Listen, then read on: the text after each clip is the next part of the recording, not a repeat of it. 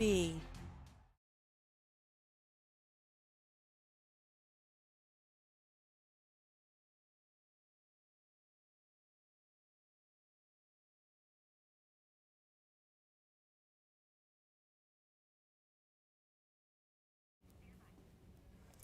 Good evening, I'm Morgan Anderson. And I'm Haley Hollinger, and welcome to Newswatch, your source for news impacting southeastern Ohio. The Ohio Redistricting Commission is working to approve new state House and Senate maps. The 2 Democrats joined the 5 Republicans on the board approving the maps late last night. If the new maps are passed by the Ohio House and Senate, the maps will be used for the next 8 years. The Democrats on the commission say the process that has played out over the last week shows the need to take redistricting out of politicians' hands. Republicans disagree, saying the process this time around worked better than previous years. The deadline to pass new maps is October 23rd. The Ohio Supreme Court is hearing arguments on whether medical personnel can file a lawsuit against Ohio's abortion ban. The ban is on hold as it makes its way through the court system. But before the Supreme Court can hear the case, they need to determine if the doctors and clinics who brought the case had the right to do so. The question of third-party standing has been raised in other states. Most courts have ruled that providers have standing. If the court rules they don't, it could make it harder to bring up lawsuits against abortion restrictions. The court will release its decision on the case November 7th. An Ohio football coach is re-signing after he used racist and anti-Semitic language to call out plays during a game last week. Brooklyn High School football coach Tim McFarland and his players used the word, quote, Nazi as a play call against Beechwood High School, a Cleveland suburb with a large Jewish population. Although the team stopped using the term in the second half of the game, Brooklyn's players continued to direct racial slurs at the Beechwood players during the game. McFarland allegedly re-signed Monday morning. Statements from the school did not mention disciplinary action toward the players involved. If you're looking to get rid of some recycling, the Athens-Hocking Solid Waste District is hosting their annual Fall Recycling Days. They're scheduled on October 21st from 9 a.m. to 1 p.m. at the Athens County Fairgrounds and on October 14th from 9 a.m. to 1 p.m. at the Hocking County Fairgrounds. The event will collect appliances, e-waste, cell phones, scrap metal, mattresses, books, and batteries. You can even drop off scrap tires for 50 cents per tire and $4 for tires with rims. There is a 10 limit tire per vehicle. And for weather here in Athens, this has been the trend of today, being mostly cloudy to those light rain throughout the day. You might have seen some light sprinkles out there just a little bit earlier, but right now we're sitting at about mostly cloudy. That temperature right now is about 71. Looking at today, that temperature high reached at 76, and that temperature low that we're going to be experiencing later is at 56. That 50% chance of thunderstorms, that has been happening throughout the day, mostly this morning, but again, that'll start picking up later into the day. That chance of thunderstorms is from this kind of low front that is coming in, bringing us this not so super intense rain, but kind of consistent sparse rain that is going to be affecting us for these next couple days. You could see that this is these last couple hours coming over Athens, kind of trailing all across the southeast Ohio border, and it's going to make for some rain for tonight going into tomorrow, and you're even going to see that looking into Friday. This is caused again by this low pressure system that's kind of jumbling here. It's sticking around for a long time, and it's going to make us have this rain for a more prolonged period of time. After this rain though, you can see that there's this high pressure coming in. That's going to give us a beautiful rest of the week. So we won't have too much rain going right now, but it's going to be coming in later with some beautiful temperatures. Looking at tomorrow, I'm going to be getting into that rain and how we might be seeing the 80s again. Now let's take it to Haley. Thanks, Isabella. Ohio could rake in hundreds of millions in tax revenue by passing Issue 2. Ohioans will vote on Issue 2 in November, which could approve a law to legalize marijuana for citizens over 21. Issue 2 allows a 10% tax on marijuana. Researchers at Ohio State University's Moritz College of Law say the state could generate $218 million in the first year and up to $404 million by the fifth. The study shows a decline after that based on evidence from other states. Opponents of issue 2 believe there would be an increased problem in drug use and harmful effect on kids. The United Auto Workers may be expanding their strike efforts as soon as they approach 2 full weeks of walkouts and picket lines. President of the United Auto Workers, Shawn Fain, plans to speak on a Facebook Live this Friday. And while it's unclear what Fain plans to talk about, Reuters reports he may be announcing an expansion for strikes if significant negotiations with Ford, General Motors, and Stellantis are not met. This comes as U.S. Secretary of Transportation Pete Buttigieg speaks on the strikes for the first time. The question is whether the U.S. is going to lead or whether China is going to lead. And we want to make sure that it's not just a U.S.-led EV revolution, but one where the jobs that come with it are good-paying jobs and have that same quality that we had generations ago of being jobs that you can build a family and even build a community around. Last week, the automotive companies denied help from the federal government for negotiations with the United Auto Workers. Up next, how the possible government shutdown will affect millions. Plus, how El Nino will affect our winter weather. These stories and more when Newswatch returns. And it's not quite winter weather yet here. How this chance of storms could be affecting our weekend and how we might be reaching into the 80s again. Back when we come back on Newswatch.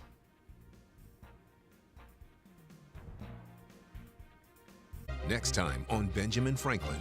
We pledge our lives, our fortunes, and our sacred honor. Revolution. Choosing sides means choosing fates. Diplomacy. Franklin had to convince one monarch to help the Americans overthrow another monarch. And a final cause. It's the first debate in American history on slavery. Don't miss the conclusion of Benjamin Franklin. Thursday at 9 on WOUB. Knocking me down, but my heart keeps beating. If you know where you come from, you'll know where you're going. I know a brighter day will come. My lovely city became divided. Every bruise and every scar makes us who we are. We were brought up in a culture that valued story. Our stories deserve to be heard. Okay, what just happened? It's moving. My heart is singing. I believe it, yes, I believe it. They could not imagine existence without the buffalo. There's no gospel without the totality of African American culture. Our future looks like us telling our stories.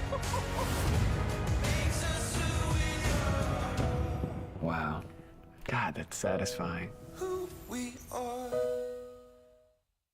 Consumed by pain and passion, Frida's art imitates life. I believe the painting is a message for Rivera. Despite it all, everything is falling apart. She continues to paint. The final installment of Becoming Frida Kahlo. Whoever opens a door or a window opens it for everybody. And Frida Kahlo opened windows. Tuesday at 9 on WOUB.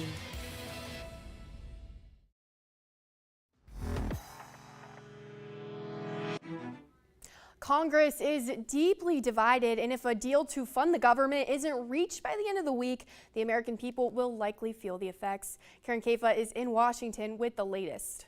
If Congress can't reach a deal to continue funding the government by this weekend, federal operations deemed non-essential will come to a halt. While some of the nearly 4 million federal workers will stay on the job, others will be furloughed, unpaid until the shutdown ends. 1 week without a paycheck could be devastating because people struggle. During the 2019 shutdown, hundreds of TSA officers called out from work, many of them to find other ways to make money. There are going to be some people, depending on how long the shutdown goes, who can't afford to get to work. Fewer TSA agents could mean longer security lines in the short term, with the possibility of more travel troubles in the long term. It stops us from training and hiring air traffic controllers. What that means is, over time, more shortages, more outages, more potential disruptions. If your destination is a national park or a federally operated museum like the Smithsonian, you may not be allowed in if the facilities are forced to close.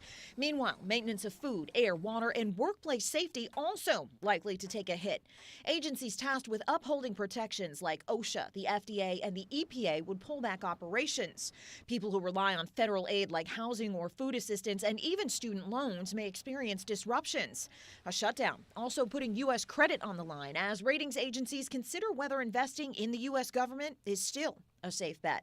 In Washington, I'm Karen Kafa. If you drive a Kia or Hyundai vehicle, you may want to check for a recall. Kia and Hyundai are recalling more than 3 million cars and SUVs because of fire safety issues.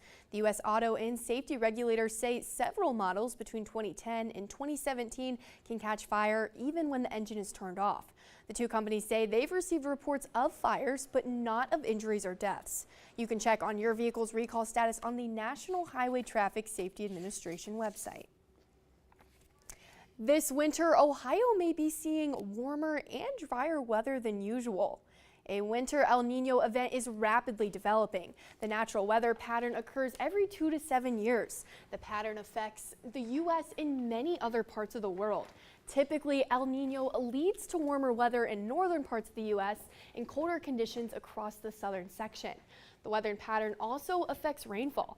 Southern areas may receive more rainfall, leaving northern parts without rain. We're now joined by forecaster Isabel Isco, who's going to tell us more about El Nino. We're in southeast Ohio, Isabel, but could we see any sort of effects here? It definitely will affect us, just making it a little bit of a drier winter, not as much rain, snow in this case, but it's just going to make it a little bit more pleasurable, a little less white winter. I think I'll take that. If I can wear my sweaters, but my Honda Civic doesn't get stuck, I'll take it. I'll take it, I'll take it.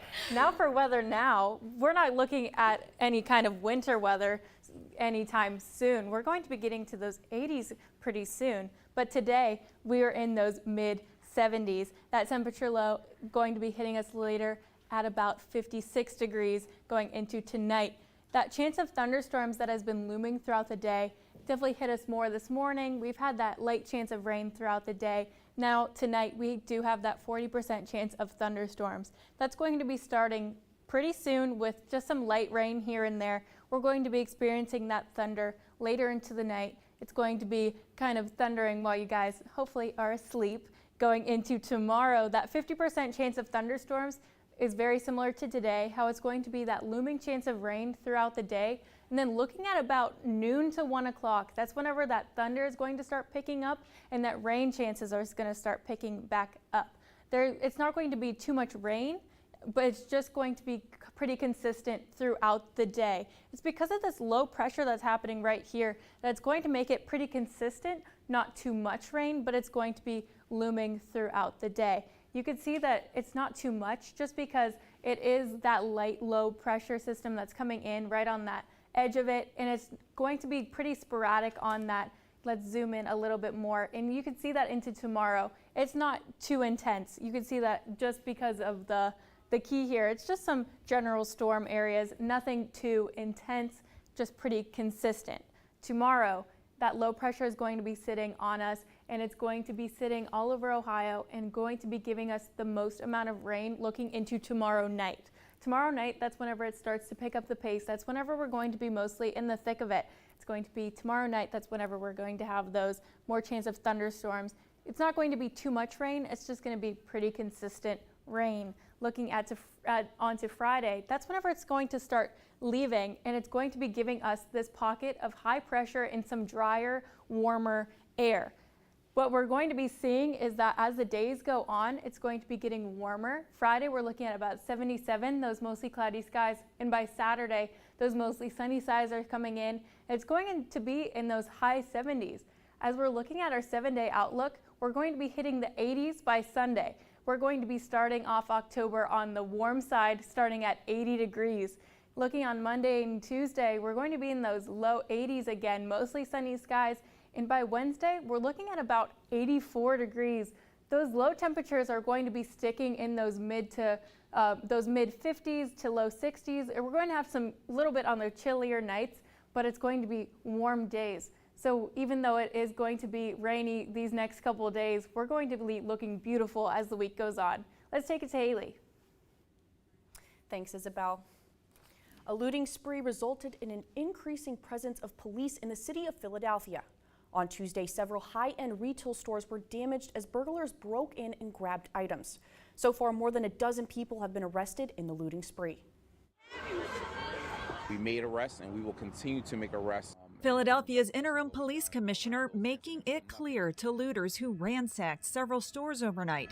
If you stole something, you will get caught, eventually. We're going to press on until we're able to get those folks in custody. Police say a crowd of about 100 people targeted a number of retail stores, smashing windows and grabbing items like clothing, sneakers, alcohol, and even pharmaceuticals. It's disrespectful to the Irizarry family and what they're going through right now. The family of Eddie Irizarry had hours earlier attended a peaceful protest demanding justice for the 27-year-old. He died after being shot in his car by then Philadelphia police officer Mark Dial in August. Dial was arrested and charged with several counts, including murder. Video evidence showed that officers' initial claims that Irizarry lunged at them were untrue. Defense attorneys argued that Irizarry was armed with a knife that looked like a gun, and Dial feared for his life. On Tuesday, a judge dismissed all charges against Dial, sending shockwaves through Irizarry's family and supporters. This is not going to stay like this. We're going to fight. We're going to fight. One official says the looting that followed was not related to Irizarry or the memorial gathering.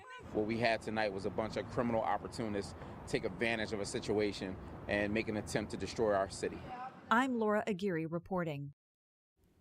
The Philadelphia District Attorney's Office said it disagrees with the judge's decision to dismiss the charges against Dial and will move to have them reinstated. By Tuesday afternoon, the district attorney refiled all 7 charges with the Court of Common Pleas, a higher court, in a move that the office said was the same as an appeal. Hollywood will soon see some lights, cameras in action after nearly 5 months of being on strike. After 148 days of striking on the streets, leaders of the Writers Guild of America unanimously voted in favor of their members getting back to work early this morning, 1 minute after midnight. The tentative contract with the major studios includes pay hikes, stronger benefits, protections against the studio's use of artificial intelligence, and guarantees for streaming compensation. However, the WGA tentative agreement has not yet been set in stone, and the Screen Actors Guild is still on the picket line. Emma Bell, a member of the Screen Actors Guild, says she hopes to see an improvement. We live and work in a collaborative community, and we'll have to give a little bit in these negotiations as well as receive. So, you know, as long as it's better than it has been.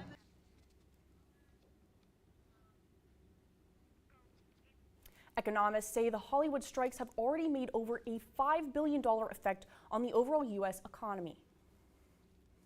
Speaking of Hollywood, make sure to watch how much time you and your children spend on their devices. According to the American Academy of Child and Adolescent Psychiatry, kids ages 8 to 12 spend 6 hours a day on devices, while teens spend up to 9 hours. Too much screen time can lead to lots of health problems. Experts say it's important for parents to set a good example for their children when it comes to screen habits. Setting screen time limits, not allowing devices in bedrooms at night, and making a rule that devices will be charged in a central area of the house can help to keep children healthy. And in sports, one Bobcat squad was in action yesterday while another hits the road tomorrow. We'll break down everything Ohio Bobcats next on Newswatch. And for the latest from us here at Newswatch, check us out on Instagram, Twitter, and YouTube. Wow. Where do you guys find this stuff? On Finding Your Roots, Tony Gonzalez. Just figuring out who you are, where you come from. I feel liberated. And Joe Manganello. I looked through so many records, I couldn't find anything. Family from an unexpected land. Your great-grandparents were an interracial couple. I feel like a time traveler. And an ancestor adjustment. We always thought that my grandmother was white. Tuesday at 8 on WOUB. So, about that garage of yours. Lots of stuff in there, huh? If you want to make serious space, start with the biggest obstacle in sight. Donate that unwanted vehicle, and we'll put it toward more hours of your favorite programs on public television. You might even get a sweet tax deduction, along with space for that ping pong table. Give us a call to learn more. And thanks. PBS is proud to present the 36th Hispanic Heritage Awards. This year we honor Omar Apollo, Cesar Conde, Café Tacuba, Siete Family Foods, and Wisin, with performances and appearances by Alejandra Guzman, Pedrito Martinez, Mili Quesada, Alex Cuba, Tito Puente Jr., and more. Hosted by Leslie Grace. Friday at 9 on WOUB. If I cause you pain, my own sweet child, won't you promise me you'll be the one? My silver bullet in the gun. I don't need their money, baby, just you and me on the ride. Saturday at 10 on WOUB.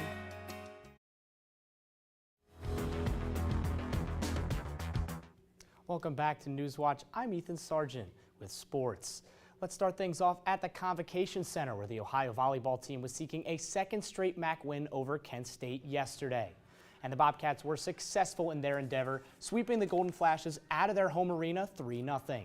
Tria McLean and Charity Winzeller anchored the middle for the Bobcats, picking up a combined 31 assists. And Caitlin O'Farrell was her typical dominant self, snagging 14 kills and carrying the front line. She reflected on her comprehensive performance post-game. A couple losses, we just kind of had started to feel like ourselves again. So I think that makes the intensity really easy, and motivation, honestly, just to sweep on a Tuesday night, you know, get as many points as possible in as little time and just have fun while we do it. Ohio seems to be hitting their stride, and it couldn't come at a better time. This weekend, they take a trip up to Buffalo, who's currently 12-2 and beat Ohio last year in the MAC postseason tournament. The Bobcats certainly have their work cut out for them, but they have the talent to make some late season noise. Switching over to the pitch, where the Ohio soccer team is riding high. The Bobcats were hot on their heels after upsetting MAC favorite Buffalo on Sunday in a tightly contested 1-0 victory. Shea Robertson scored the game winner in the first half, and a 90th-minute penalty save from Ohio keeper Celeste Saloma preserved the 3 points. The Bobcats are now even at a win and loss apiece in the MAC as they prepare for their next road trip. They're taking on the Northern Illinois Huskies. Defensively, Ohio has been dominant, only allowing 8 goals against, good for less than a goal a game. However, Ohio's problems this season have lied on the other side of the field in front of net. Through 9 games, the Bobcats have just 7 goals. Bobcat head coach Aaron Rodgers spoke about being more clinical in front of net. That we could get the ball into the final third, and we lacked that cutting edge to finish the chances. And so, I think that's something that we're definitely going to have to fix moving forward as we continue on the conference play. A growing and rapidly dire issue is facing high school sports in 2023. Due to a variety of factors, high school officials are increasingly in greater demand as officials are becoming more and more scarce. Some of these factors include it becoming increasingly difficult to complete the requirements and become certified as a varsity official. Vast amounts of verbal abuse referees receive from players, coaches, and fans. These shortages are beginning to affect games in our region, as the monumental clash between Waverly and Portsmouth West less than 2 weeks ago was forced to be moved to Saturday due to a lack of referees. As the OHSAA's Director of Officiating, Dr. Bruce Marrer, who has experience officiating in the NFL, is looking to change the way that people view officials. You wouldn't go into your place of work and start hollering and screaming at a fellow employee, so why go out there and think it's open season on the officials? When officials step onto the field, the last thing in the world they care about is who wins the game. If you're interested in becoming a high school athletic official, please visit ohsaa.org. Finally tonight, history has been made by a NASA astronaut. And here's a look at what's coming up tonight on your public television station.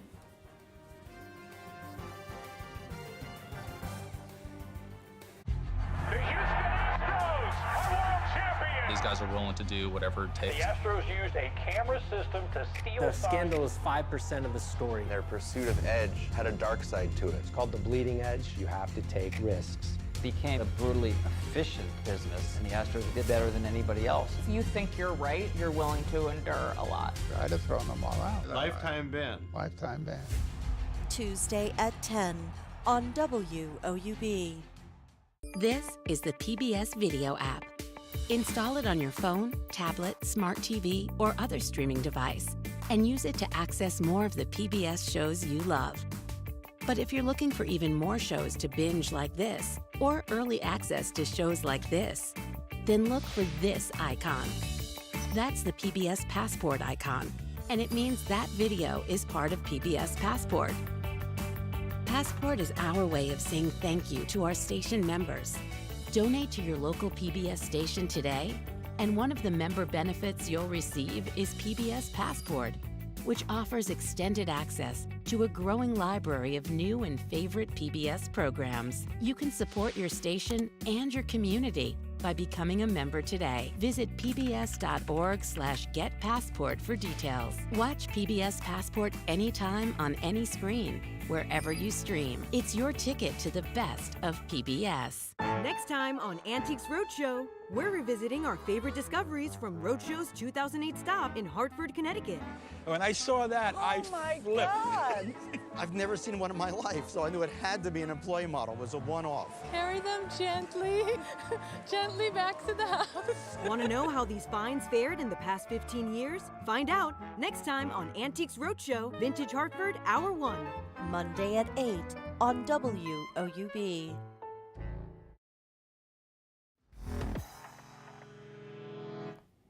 Today, we celebrate a historic moment. NASA astronaut Frank Rubio returning to Earth after breaking a big record. Rubio has become the first American to spend more than a year in space. He and two other Russian cosmonauts parachuted to a landing in Kazakhstan on the Russian Soyuz MS-23 capsule. Rubio initially planned to spend just 6 months in space, but his Russian ride home fell through, forcing him to remain at the International Space Station. He logged a total of 371 days in space after the discovery of a coolant leak coming from his original ride while docked to the orbiting post. I don't know about you guys, but if my ride home from space fell through, I couldn't. I could not. Mom, don't forget me there. Well, Morgan, the question is, what would you do if you were stuck in space? I would cry. I would not be okay. You wouldn't take like an extra lap around the sun or anything? I mean, at that point, probably doing like push-ups to kill time. I don't know, blink. I don't even know at that point. What can you even do in space? I'd be in trouble. Yeah, I would be in trouble. You know, space and what? We're on Earth. Tell me about the weather, please. For weather here in Athens today, currently out there, you're looking at mostly cloudy skies. We're going to start those showers coming up very soon. That temperature about 71 degrees. Going into tonight, you're going to need that jacket and a rain jacket if they're separate for you. That'll be at about 56 degrees for that overnight low, and that 40% chance of thunderstorms.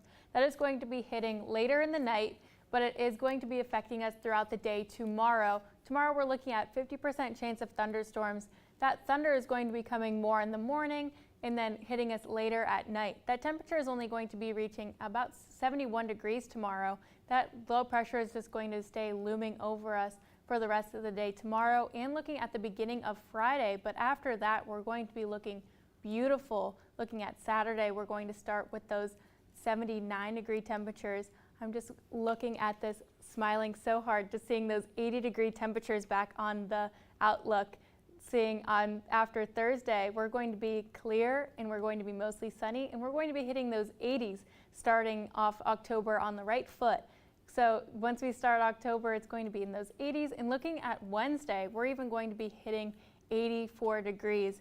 It's all because of this low pressure system that's coming through, giving us those rain for today and tomorrow. But looking at the rest of the week, we're going to be in high pressure and it's going to be looking beautiful. Let's take it back to the desk. And that does it for our broadcast this evening. Thanks for watching. I'm Haley Hollinger. And for Ethan Sargent and Isabel Isco, I'm Morgan Anderson. Stay tuned for the PBS NewsHour coming up next. And remember, you can find the latest news anytime at WOUB.org. Have a great night.